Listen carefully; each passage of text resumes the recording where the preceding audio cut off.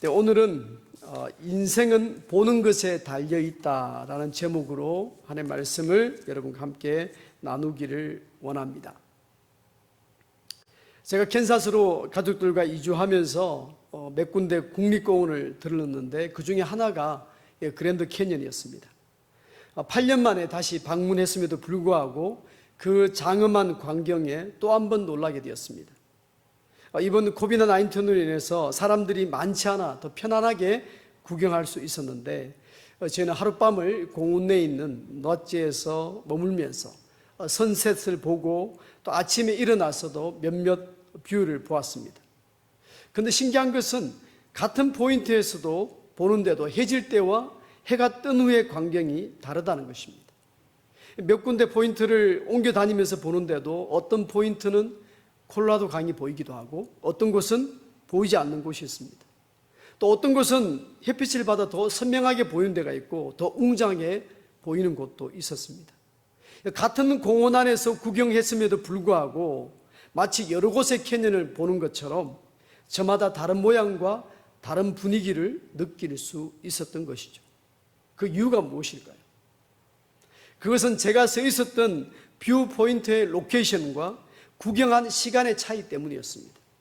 다양한 모습을 보았음에도 불구하고 모두가 그랜드 캐년, 그것을 본 거죠.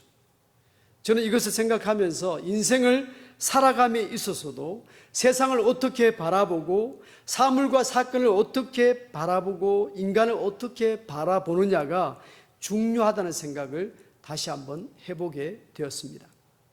오늘 살펴볼 본문도 세상을 어떻게 바라보느냐, 곧 어떤 관점으로 바라보느냐에 따라서 그 인생의 모습과 결과까지 달라짐을 우리에게 말해주고 있습니다.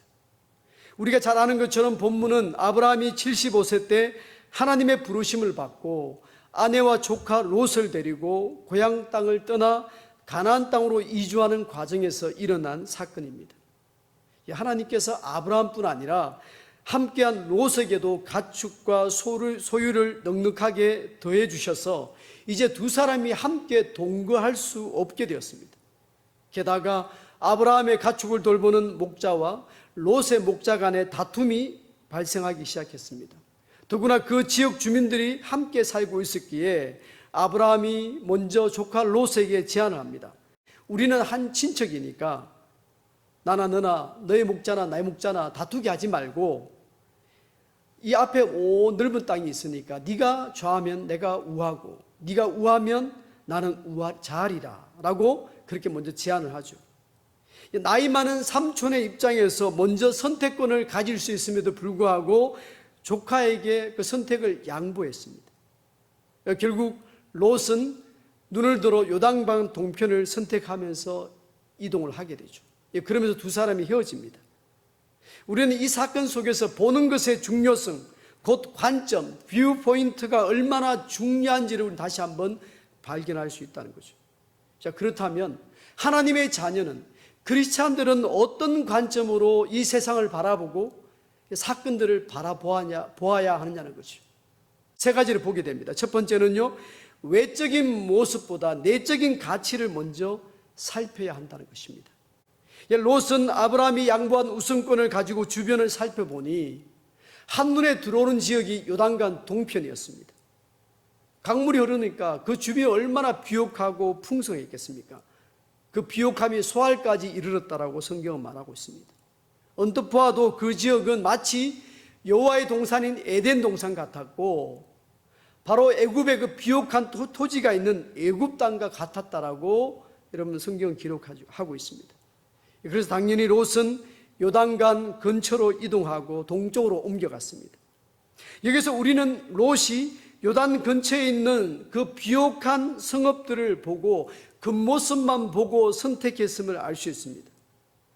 물이 지나가니까 유목민에게는 안성맞춤이었습니다.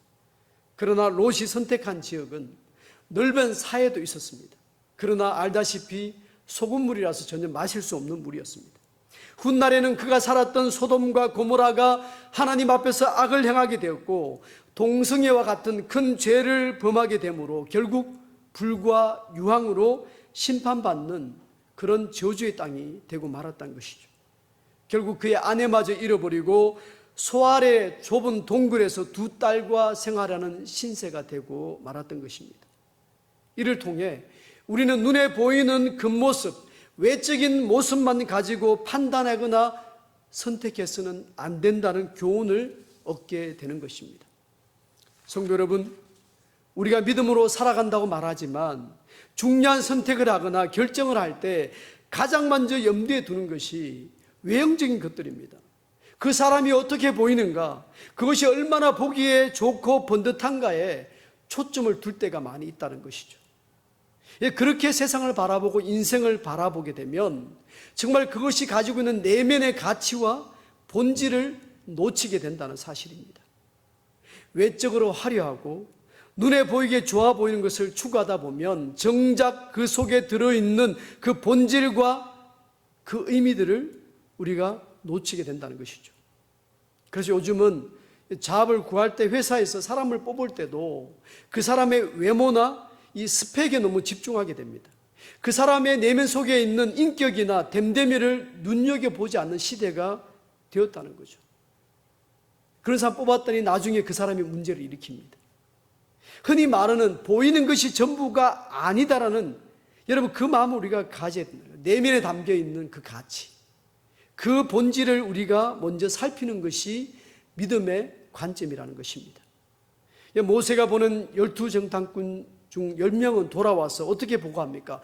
그 땅은 사람을 삼키는 땅이요, 그 백성은 키가 크고 그인의 후손이기 때문에 우리는 그들에 비하면 메뚜기 같아서 도저히 그 땅을 우리가 빼앗을 수 없다.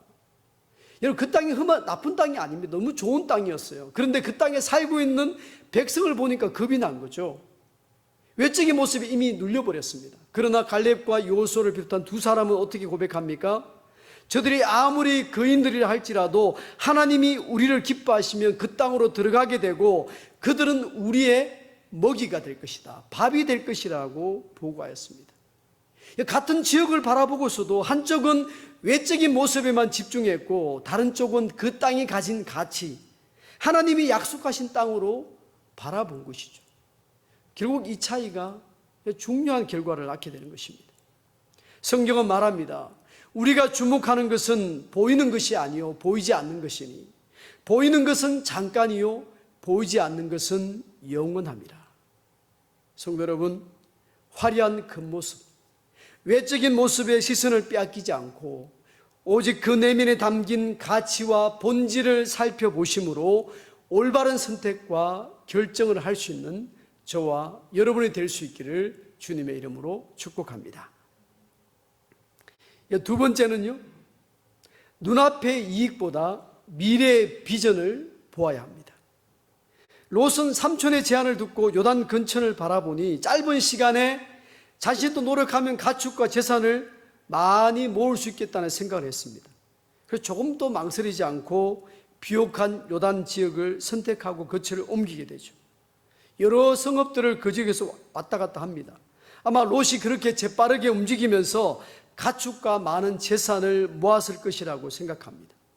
그에 반해 아브라함은 조카 롯이 떠난 후에도 이전에 머물던 베델과 아이성 사이에 있는 지역에 머물게 되었습니다.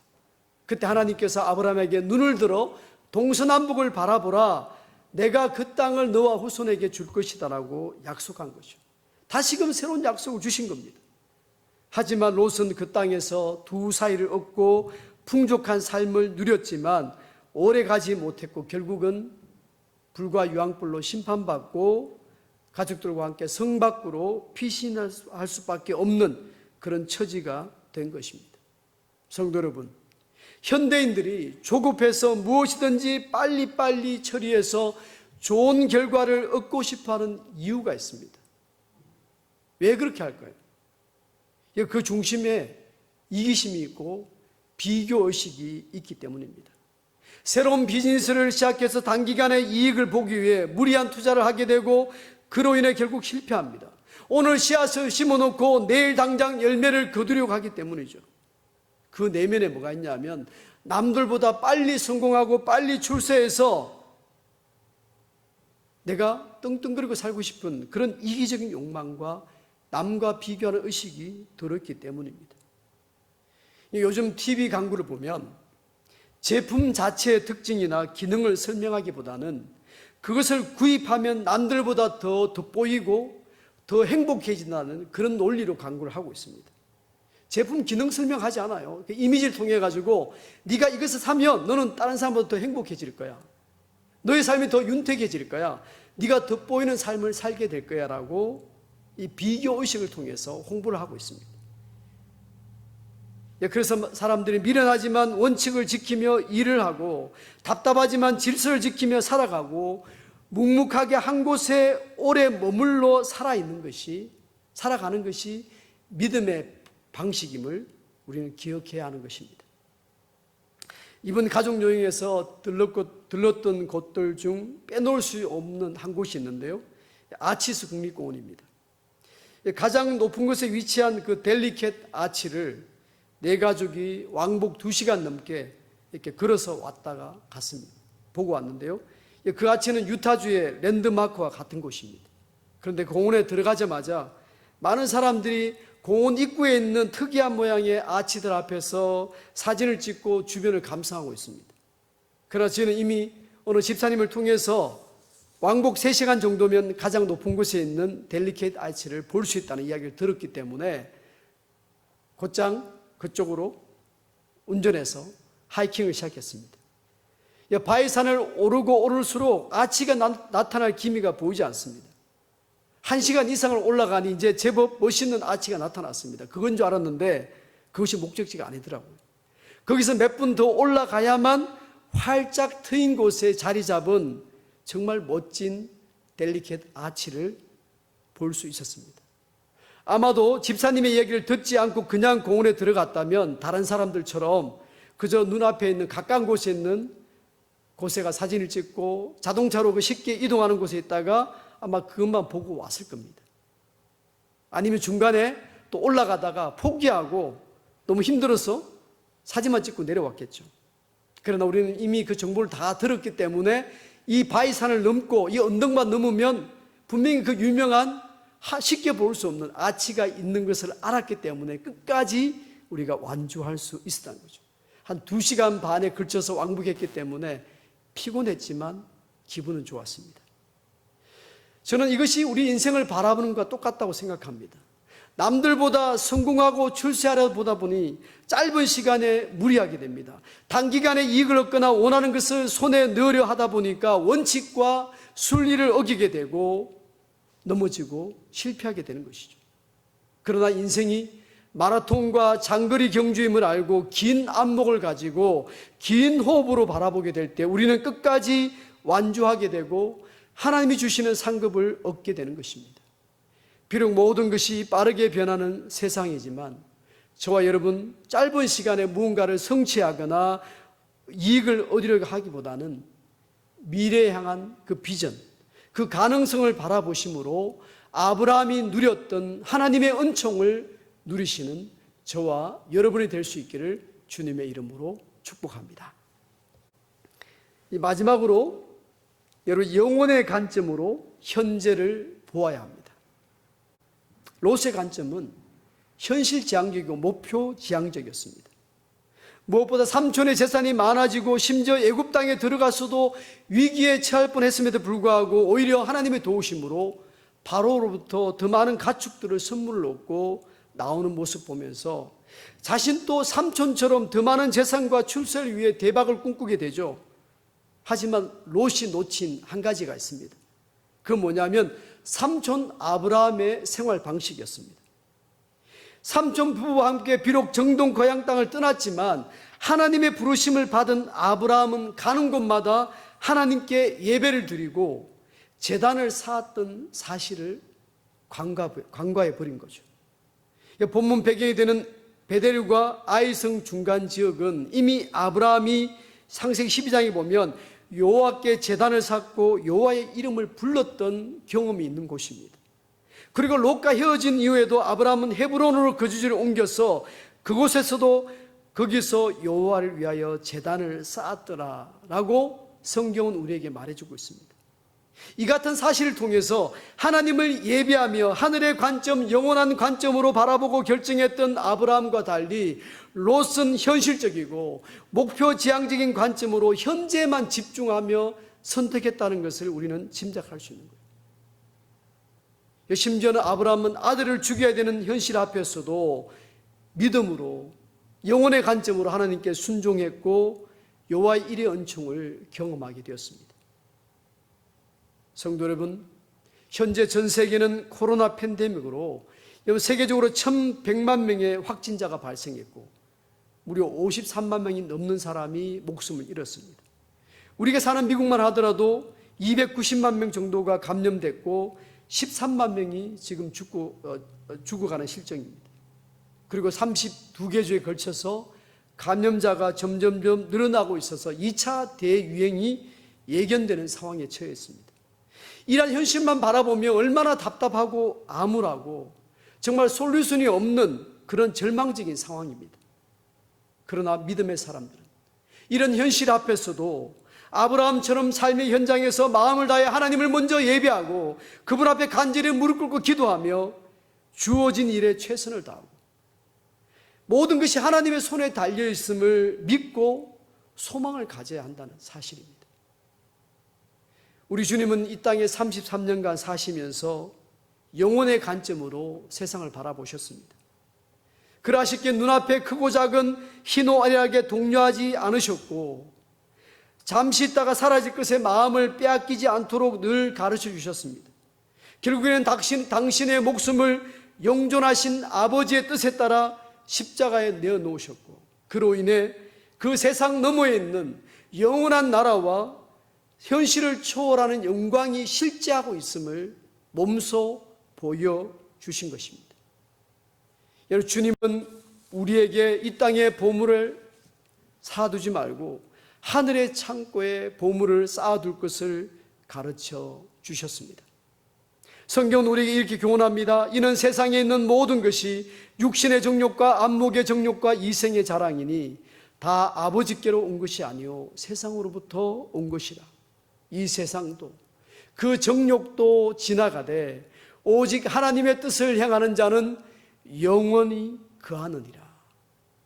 성도 여러분, 현재를 영혼의 관점에서 보면 이 암울한 현실과 위기는 시간이 지나면 이 또한 지나가는 줄로 믿습니다.